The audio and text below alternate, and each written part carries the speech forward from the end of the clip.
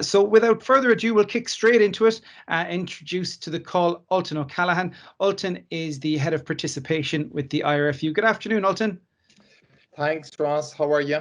Welcome, everybody. The purpose of today really is to outline the return to rugby guidelines, the graduated contact blocks that we have over the coming 2 weeks, building into the 5th of September first game. So I suppose I've got Matt teed up there who'll go through the details of this in the presentation, just looking at how to coach that through the return to contact. Also, then we're just going to have a discussion on coach influence with Richie on skill development in the pre-season. So we'll wrap it up then, I suppose, Ross, with a general discussion on the coach influence with Richie and Matt and any questions that are coming from the group chat. So what I'd like to do just before bringing the guys in is maybe talk us through where we are as a governing body with our head of medical, Rod, and with government guidelines. We've been very much introducing the individual contact skills and building now as the 20th of July onwards for the team contact skills. That will allow us, as you can see, from the 20th of July onwards, we'll be able to get into preparing and what we can and cannot do. That's the purpose of this, I suppose, whole webinar. So the individual contact skills, all of those things that you're seeing coming up in front of you, they're going to be covered by Matt. So there's no point I going into that in too much detail. What I'd much prefer really is for us to know our role and to do our role around the behaviours and the responsibilities. Again, no plan, no play has been the purpose for the 217 clubs with COVID safety planning and to complement all the clubs in creating safe environments for players and teams. Again, we've kept it very simple to the no, show, go. So know your role, show respect for each other, your teammates when you turn up, and adhere to all the guidance on and off the pitch, and then train well and go home. So if we could keep that on our eyelids as coaches, it's to create those safe environments pre-training, during training, and post-training. So with that in mind, what I'm going to do now is very much look at the opportunity that we have with the changing times and bring maybe Matt in there if you want to take us through the coaching a graduated return to contact, Matt. Thank you, Ultan, and good afternoon, coaches. My name is Matt Wilkie, and I am Head of Coach Development for the IRFU. And over the next short while, I'm just going to provide you all what is hopefully a bit of a practical overview of coaching within the current IRFU contact stage guidelines. First and foremost, coaches, I hope you've received this information through the communication channels in your club or through your school. But if you haven't, what we're referring to today can be seen currently on the right-hand side of your screen. And this is also found on the IRFU website. So if you haven't received this information yet, my first bit of advice is to get a hold of it as soon as you can. I felt the easiest way to discuss these guidelines with you today was probably via the following statements and questions. Why do we have contact stage guidelines currently in place? How can we best coach during this period? And what to be coaching during these 3 contact skill stages? Firstly, the reason for having contact stage guidelines in place is very simple and I think very clear. They are designed to reduce the likelihood of injury and illness in your playing groups. The benefit of achieving this will be, of course, greater participation in training, greater selection availability for you as a coach, a greater chance of player and team development, and ultimately, as a result of all that, improved performance. And coaches, although reducing illness is a heightened priority during this pre-season in particular, I'd encourage us not to lose sight of the fact that a coaching goal throughout all of this should remain improving our players and our teams through the best of our coaching ability. Shifting now to consider how we can and should be coaching through this period. My first recommendation is that we always adhere to the relevant IRFU contact stage guidelines. And again, if you haven't had eyes on those yet, you can get them on the website. Secondly, be really considerate, coaches, of your training loads. We've seen a number of sports across the world having increased rates and severity of their injuries on returning to training post-COVID. So I think we can learn a lesson from this and be well planned in relation to how we are welcoming back our players to our game. In the previous webinar, you may have seen Martin Kennedy speak about this idea of training loads in details. If you missed that, I suggest going back and viewing it again because his presentation gives a great insight into recommendations around frequency, duration, intensity, and volume. Third, my advice here is coaches, plan like you have never planned before. We all know the importance of planning as coaches, but I think now it's probably as relevant and as important as it ever has been. Specifically, I'd be spending my time considering not only the content, but also the setup and layout of your training space. Considering how to best transition between activities.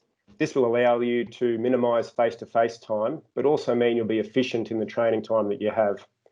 And I'd also be thinking about player movement during all of your activities. Where are they standing? How are they moving between repetitions and so on? Finally, as coaches, I'd be advising you spend time considering your on-pitch communication. To maximise training time and maximise player involvement, can all your instruction be as concise and clear as possible? Can you as a coach be giving a really clear rationale to your training activity selection to give your players comfort and understanding? And can you potentially start to favour concurrent or on-the-run feedback rather than starting training sessions to talk to your players? So a few things there to consider in how you coach during this period. If we jump to have a look at what to coach, then again, the contact stage guidelines provide really clear indication to you of what training activity can take place and what should be taking place over the next few weeks. The closer we get to the competition, the more training will begin to return to normal. So given that we are currently in the individual contact skills stage and that this stage is correctly the most restricted, we'll explore this part now in a little bit more detail. I'm not going to read through all the guidelines for you coaches because you can do that on your own time, and I'm sure many of you have already. But instead, I just want to highlight for me what are three really key aspects of the individual contact skills stage. Firstly, we've got to be really aware of the dates. So we're currently in this stage and we will be so until the 3rd of August. Secondly, we have a responsibility to all of our players to be looking to minimise our face-to-face contact. And finally, we can be proceeding to contact scenarios if our players are ready, but only to that level of a one-on-one situation. I stress all the information in there is really important. However, for me, those three are probably front of mind at all time. So then my recommendations for you coaches would be, I suggest these 2 weeks that we're currently in is a great time to be focusing upon individual core skill development. And for me, that's the areas of ball carry, catch and pass, tackle and breakdown. And you could also be looking at position-specific skill through what we may term to be reduced or small-sided training activities. So if I was to bring this to life this evening, if I was out on pitch, this, coaches, is potentially what a session might look like. Keeping in mind load, I would aim to deliver a 60-minute session at an RPE of around 4. And again, if some of that language isn't making sense, I really encourage you to revisit some of Martin's presentation from earlier in the week. A thorough 15-minute warm-up would kick off training, and that would include some movement preparation and some ball handling. And then that, for me, would be followed by 4 8-minute core skill blocks. And I would round out my training session with maybe some fun, small-sided challenge games, something as simple as ball handling relays or passing relays to ensure we're bringing that enjoyment to training, or potentially some more position-specific skill training if you wanted to go down that path. Obviously, coaches, this is just an example for consideration, and this would all be influenced by your own training numbers, your coaching staff and your training space, but hopefully this is a bit of a starting point for those who are maybe a little uncertain on what to be doing at this point in time. All of our provincial academies out of interest, coaches, are going through the very same stages as you are at this point in time. So I've just got a few clips here of some of their current practice, and I want to thank Ulster and Leinster for sharing this footage with us. It's just a minute or so and I'll let it roll through. This first activity would be a nice easy one. You'll notice the spacing between players to be concluding that movement preparation and warm-up parts of your training session. Secondly, then, we can have a look here at what might be, again, the conclusion of that warm-up, or start to look at some ball handling. Notice the spacing between the players as they're waiting to have their repetition, and some good evasion work pre-contact. If work on the deck is something you're looking to improve, again, note the spacing through here. There's plenty of ways we can be improving what we do with the ball on the ground. And finally, if we start to have a look at the work that we're doing around breakdown, my advice to you all would be that we focus on the individual skill, working in isolation on a bag primarily, to make sure that we're getting that technique for our first arrival in attack and defence as best as it possibly could be. The next 2 stages continue in 2-week blocks, and they progress from what we're currently in to team contact, into match contact skills. This, coaches, gets a lot closer to normal practice as we know it, and you'll be more comfortable in these stages to operate in, so we're not going to be spending a lot of time on that today. In conclusion from me, at this point in time, I would advise you to know, communicate, and adhere to the contact stage guidelines. To the best of your ability, coaches, plan and prepare both how you're going to be coaching and also what you're going to coach. And then also still set yourself some pre-season objectives. Coach with real purpose, and most of all, enjoy being back on pitch after what's been a pretty long break. Ultan, that's it from me. I'll throw back to you. That's great, Matthew, and some great detail there. And for all of us as coaches, it's good to see a bit of rugby coming back into it there. The visual from the provinces you shared, no different to any pre-season as we're conditioning ourselves coming back into the loading phase. And I suppose what I'd like to say here is the key thing of making it fun and challenging and stimulating for your players and team. That's a big ask for us. So what I'm going to do now, if okay, Richie, is bring you in there, and I'm looking forward there to sharing with the coaches. And I suppose the skill development in pre-season, a great opportunity, even though COVID is among us, there is a fantastic opportunity here, Richie. And what I'd love to do, and the first question to open up the conversation with you is, how would you improve and develop players' individual skills? Could you maybe share some examples or your thoughts on that with us as coaches? Interesting question, Ultan. I think it's very important that, when we're dealing with our players and we're trying to improve their skill level, that we don't actually forget what they're really good at. You know what I mean? So reminding the players where their strengths are is a really important part of developing the player in other areas, because I've seen plenty of times where we've worked with players on weaknesses, or so-called weaknesses, and they've actually gone away from what they're doing what they were really good at. But with that in mind, I think, talking to the player and getting their opinion in relation to where they feel they can improve, and from a coach's point of view, is trying to sell a vision of where the team is going and the importance of that player in that vision. I think I've seen quite a bit of rugby coming from New Zealand and Australia over the last couple of weeks. Some of the New Zealand stuff has been really good, and a player that stood out in my mind, and I'm not saying he's perfect in any way, but who's definitely improved himself over this period, is Namapi, who plays for the Hurricanes. And what we're going to do is we're going to show you a couple of clips of him. We would have get prepped to play New Zealand over the last few years, and we would have recognised Namapi as a real big ball carrier, very little, when I say very little skill level, but very much a direct ball carrier, and a real sort of gain line player, someone who gets them over the gain line all the time. And in fairness, he does that. And in this first clip, it shows you what we would have sort of presumed he would be trying to do. You can see him carrying here. Unfortunately, it's a little bit broken. Breaks the line, gets in behind, and throws a really good offload onto that inside. Here we have him just squaring up and putting the guy on the outside, and again attacking space, playing as a second receiver and playing that playmaker role to put a guy through the hole. And again, on that last clip, you can see him just holding his feet, where in the past he would have always been getting to the situation where he was too flat. He was able to hold his feet and work to the space on the outside. And again, the New Zealand teams, one of the things that are very evident of them is how good they are at attacking the space that is left by the opposition. Not necessarily completely pre-planned, but getting their heads up and seeing where the space is one of the things that they've been working hard on. And that's that picture there.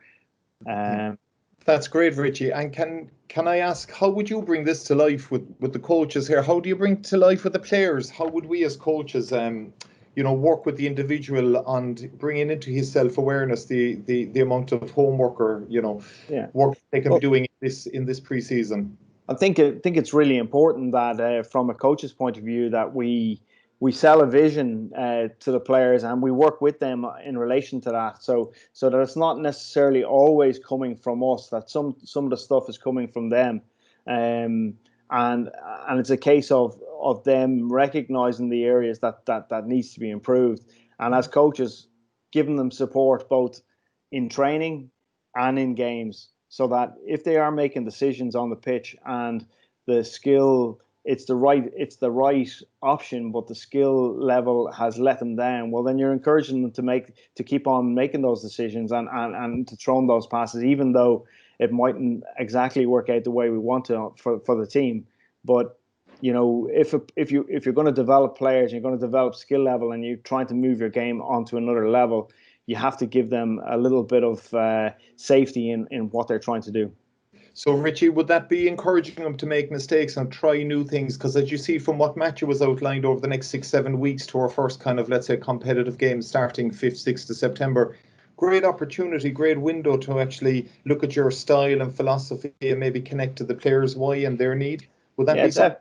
Yeah. Definitely. Yeah. I think it's about the decision-making element. You know what I mean? It's about them making good decisions. So, yeah, like, by no means are we saying that it should be carte blanche and just do whatever you think is right, or sorry, just throw the ball wherever you want to. But if they're making good decisions and they're backing their skill level through that contact area, and it's part of what fits into the team philosophy, which has been built from both player and coach.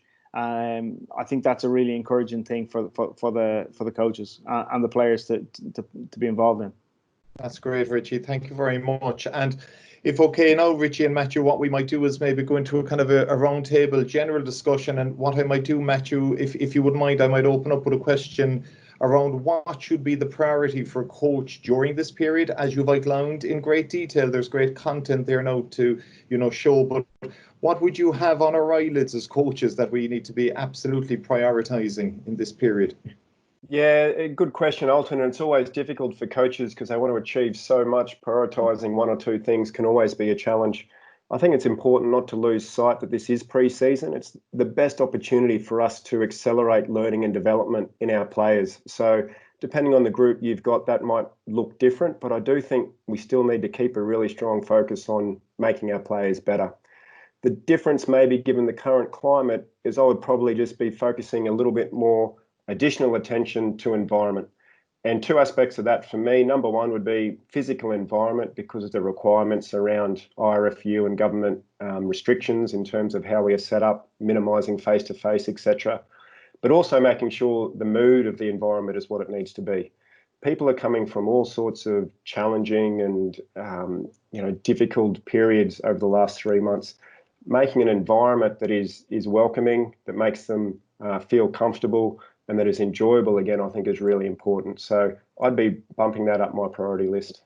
That's great, Matthew, and so true, the environment. And again, for you, Richie, Matt has spoken about the environment, and the coach does dictate the experience. So for you, your views on how we can influence a better experience for the players. You've touched on a little about including them and sharing with them and connecting with them. Is there any kind of take-home priority here that you would have for them as on that? How we can influence better experiences? Well, I think the key thing is that the players feel valued and that they feel that their opinion has been listened to. I also don't fully believe that just because a player says something, that's the way to go. You know what I mean? There is a balance between it, and it's very important that the coach is strong enough to guide his players and to listen to his players, but guide them to the way forward and really sell that vision. And again, we talked about enjoyment and fun. They're the two reasons why we started playing rugby when we were little kids, and we've got to make sure that stays all the way through.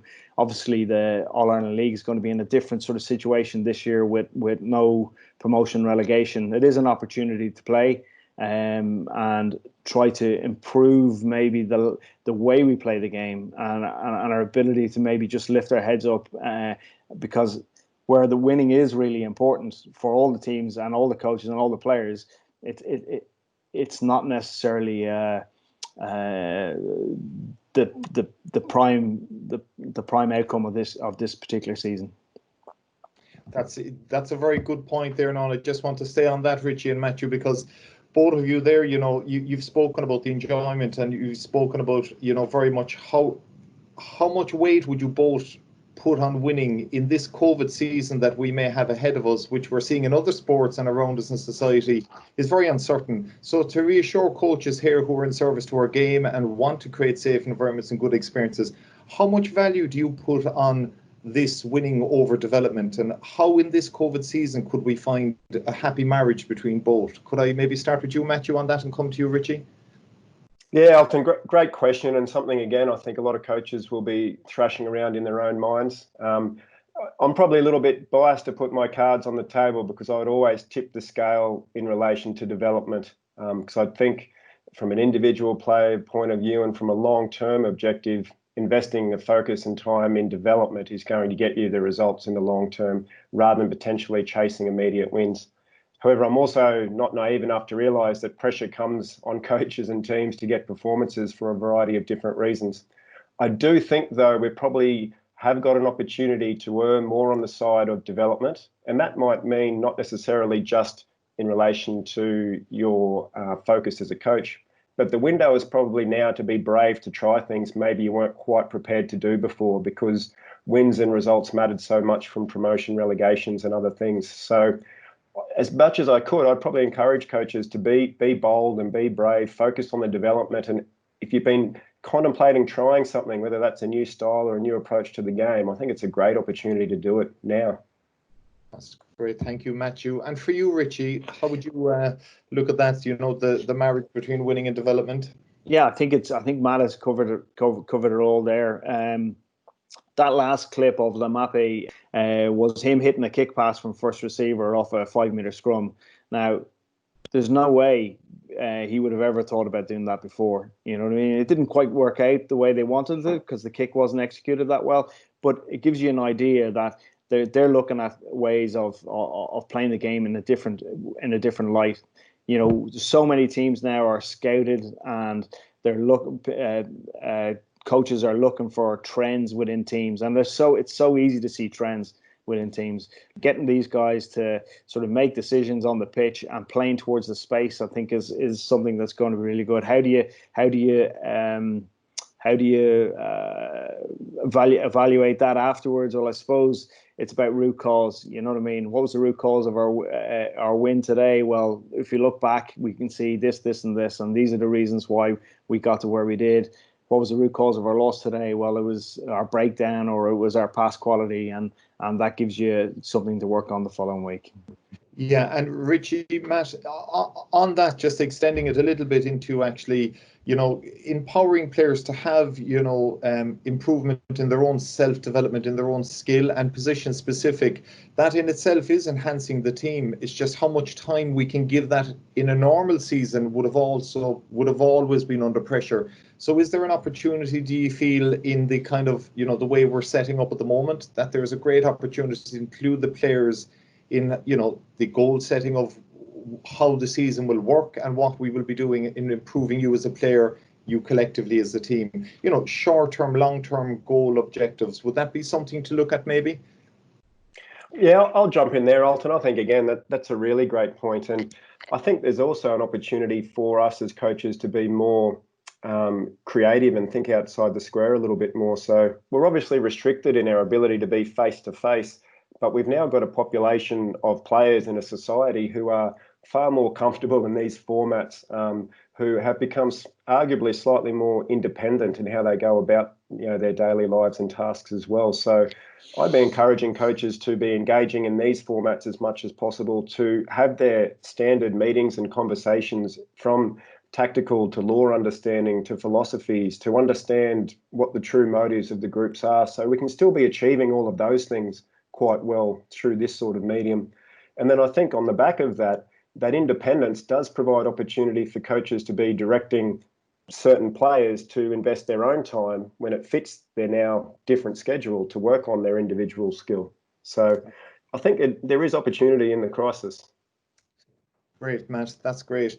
And a final question, guys, to both of you, just to kind of wrap it up, would be a very simple one, but just what advice would you give a team kicking off training tonight? Just a kind of a big rock for them. If Richie, for you, maybe if I start with you, Richie. Yeah, I suppose it's, you know, we go back to the fun element. Obviously, players are coming back in. they can't be flogged on the first night back. So, you know, building in a fun element, concentrating on the core skills of the game, and, you know, maybe get them to finish off with a bit of crack, because that's what we're there for. That's good, Richie. Thank you. And Matthew, for you? Yeah, I'd probably be very deliberate as a coach in welcoming every player back down to training. You know what I mean? So I'd be, under the current guidelines, we need that little sanitation station. I'd be there greeting people and welcoming them back and thanking for them to coming back down, to try to make them feel as comfortable in the environment as quickly as possible. And once they've got back to that comfortable feeling, then, yeah, you know, making sure it's enjoyable, making sure it's fun, getting back to what brought them to rugby in the first place. Thank you, Matthew. Thank you, Richie. That's great information, and really enjoy that conversation, guys. Thank you.